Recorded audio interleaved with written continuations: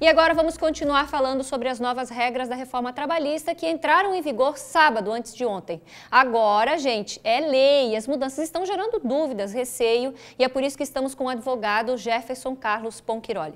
Então, Jefferson, antes da gente começar com os 5 pontos que ainda faltam, falávamos aqui no intervalo que magistrados e o Ministério Público do Trabalho estão aí já com um pacote de mudanças, que disseram assim não vai dar certo. Assim, o que aconteceu em outubro? Início de outubro se reuniu a Associação Nacional dos Magistrados da Justiça do Trabalho, apresentaram estudo a respeito da reforma trabalhista e fizeram uma série de enunciados interpretativos da lei. Então, já vários pontos ali, os magistrados da Justiça do Trabalho se posicionaram. Já viram que se seguir assim não vai dar certo. Sim, já viram pontos ali que não são aplicáveis. Não tem como seguir. Isso, e o Ministério Público do Trabalho também já se posicionou da mesma forma, apontando inconstitucionalidades na lei. Até porque já falamos aqui, né, que os principais pontos que nós vamos sentir vai ser quando entrarmos com um processo na Justiça, se um dia precisarmos disso, né? E aguardar o pronunciamento da Justiça. Entendi. Vamos lá, então, fim da contribuição sindical obrigatória. Acabou? Isso. Eu só contribuo se eu quiser. Isso, ela não terminou, ela passou a ser facultativa. Opcional. Isso, aquele, um dia do ano que é direcionado aos sindicatos no mês de março, então ele passou a ser facultativo. Só poderá haver o desconto mediante autorização expressa do empregado. E quem tem desconto mensal? Que vem o desconto mensal em folha para o sindicato. Torna-se facultativo também. Que é o caso, por exemplo, do Sindicato dos Jornalistas. Teria que ter uma adesão. Optar para não pagar mais essa contribuição. Essa é uma das principais brigas, né? Porque eles dizem que essa nova lei vem para enfraquecer a classe sindical. Para enfraquecer os sindicatos, justamente. Entendi. Vamos à próxima? Compensação de banco de horas. Como é que era e como é que é? Isso. Depende de cada classe. Isso. O que diz a nova lei? A lei anterior dizia que somente através de convenção coletiva ou acordo coletivo poderia se estabelecer um banco de horas. Entendi. E se houvesse a prestação de horas extras habituais, era descaracterizado o banco de horas e a empresa tinha que pagar as horas extras. Entendi. O que a nova lei diz? Que agora pode ser um acordo individual de trabalho, ou seja, pode estar no meu contrato. Isso, empregado com a empresa. E as horas extras habituais, elas não descaracterizam mais o banco de horas. Ou seja, continua sendo hora extra, ainda que ela venha todo mês e que seja habitual. Pode ser delegada para o banco de horas. E daí, nesse banco, escolhe se é folga ou se recebe. Isso aí vão ter 6 meses para fazer a devida compensação ou pagamento dessas horas. Entendi. Aí, da mesma forma, a compensação da jornada de trabalho, que antes a lei dizia que podia fazer, trocar um dia hoje por outro amanhã de folga. Agora a nova lei diz que a troca pode ser, a compensação de jornada de trabalho pode ser durante um mês. Entendi. As empresas terão 30 dias para compensar a jornada de trabalho. Entendi. Trabalho intermitente, que é isso? Isso, essa é uma inovação também da lei. Aquele trabalho não contínuo, que não tem continuidade dentro da empresa, ele passa agora a ser uma opção para as empresas. Ou seja, poderemos ter um contrato de trabalho por horas, entendi. por dias ou por meses. Por exemplo, uma pessoa que vem para trabalhar só 2 horas fazendo aquela coisa, ela não precisa mais ser contratada para isso com a carga cheia. Ela pode ser contratada por 2 horas. Por 2 horas, isso. Que antes era a informalidade, e hoje a lei apresenta uma forma de formalizar. Ou seja, eu posso contratar, que antes era um tercerizado, agora eu posso contratá-lo, mas com um número reduzido de horas. E o salário também proporcional a essas horas. Proporcional àquelas horas, sim. Então a lei diz que a lei vai ter que pagar 13º proporcional, férias proporcional a todos os encargos. Entendi. Vamos ver ali o próximo. Insalubridade para gestantes. Isso. A lei anterior dizia que trabalho insalubre não poderia ser prestado pelas gestantes, a não ser no grau mínimo. Hoje a lei diz que no grau médio já pode ser prestado pela gestante.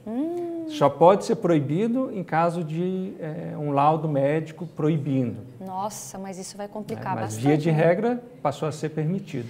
Vamos ver o próximo. Não estou gostando muito dessa lei. Negociado sobre o legislado.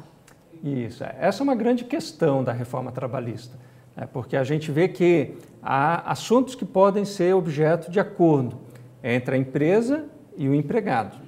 Mesmo que a lei não tenha aquilo, é isso que quer dizer? Não. Pode ser um acordo comigo?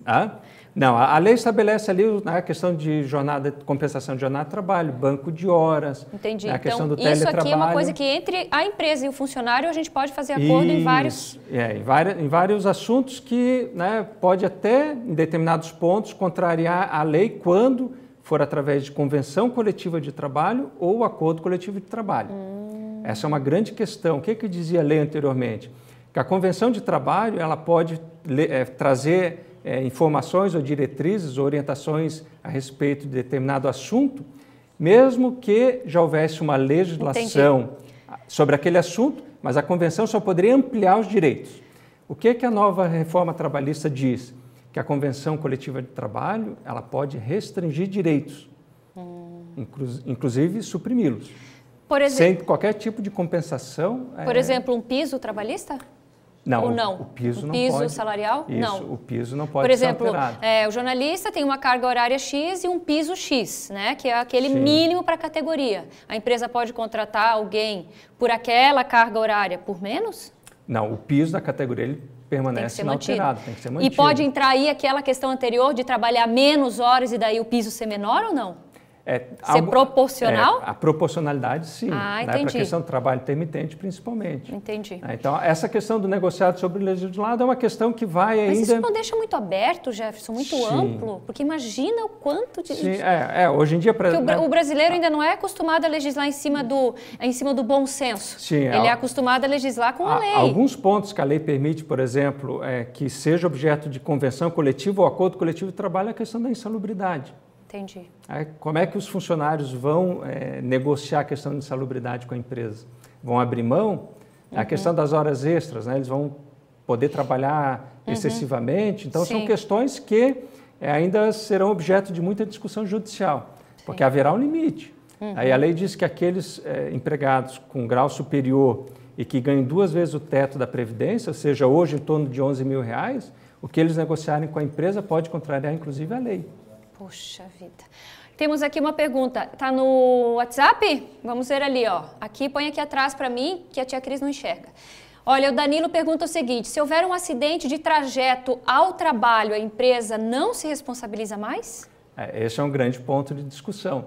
Porque, evidentemente, que quando a lei tira a questão da disposição do empregador diz que naquele horário eu não estou trabalhando, pode implicar na perda desse direito, na questão de um acidente. Ou seja, ao que tudo indica, vai perder esse direito também. Edmilson Euliana, eu trabalhei 11 meses ano passado, mais 9 meses esse ano. Tenho direito ao seguro-desemprego? Sim, a questão do seguro-desemprego não foi alterada. Tem questões, Cristina, que estão no artigo 7º da Constituição Federal, é um rol de direitos sociais e trabalhistas que aqueles dali não foram modificados.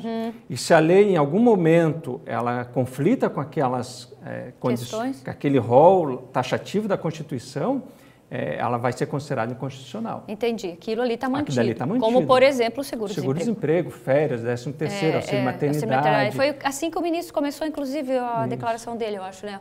Cláudio Miro, no caso das férias divididas, como fica o pagamento? Proporcional. Proporcional. Não ganha tudo de uma vez? Não, porque ele vai gozar... Entendi. Essa aqui é a última. Muito bom, doutor Jefferson. Obrigada e se prepare vamos aguardar, que as dúvidas virão e voltaremos a falar sobre esse assunto. Se tiver novidades, inclusive, com relação a mudanças aí... Isso, o governo já prepara um pacote de alterações à lei. Sim, porque como sempre, cria as leis, daí vê que não dá para cumprir e aí tem que voltar atrás. Algumas coisas serão alteradas. Muito obrigada. Obrigado, Seja Cristina. sempre bem-vindo.